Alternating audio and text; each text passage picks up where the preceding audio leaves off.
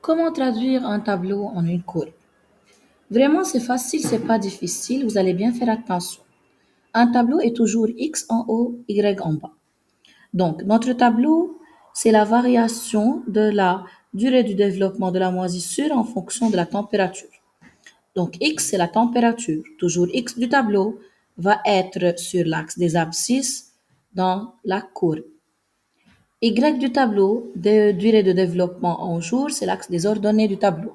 Donc, je recopie température en degrés C sur l'axe des X et je recopie durée de développement sur l'axe des Y, telles qu'elles sont. De plus, je vais mettre un titre au tableau. Toujours le titre, c'est la variation de Y en fonction de X. Donc, la courbe représente la variation de la durée de développement de la moisissure en jours, qui est Y, en fonction de X, qui est la température en degrés C. Comme ça, j'ai eu des points sur la température, des points sur la durée et des points sur la variation.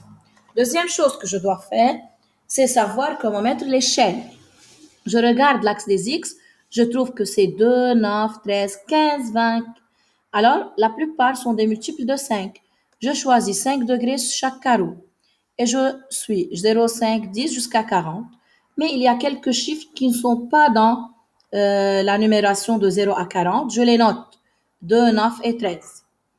Sur la durée de développement, je vois 9, 5, 4, 3, 2. Donc, c'est de 1 jusqu'à 9. Et je peux écrire chaque carreau 1, 2, 3 jusqu'à 9. C'est l'échelle. Encore, j'ai eu une note sur mon échelle. Il me reste maintenant à faire les points. Donc, 2 pas et 40, il n'y a pas.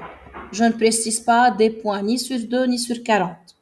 Je continue. 9 degrés jusqu'à 9 durée de développement et je mets un X.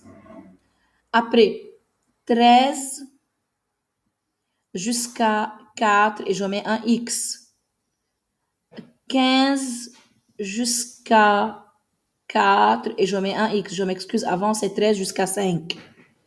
20 jusqu'à 3 et je mets un X, etc. Et puis je relie les X. Sans commencer par le 0, ni par 2, ni finir par 40, car il n'y a pas de point, ni de 0, ni de 2, ni de 40. Et c'est ma courbe. Donc, n'oubliez pas de mettre directement Y qui est en bas du tableau, X qui est en haut du tableau, le titre qui est la variation de Y en fonction de X.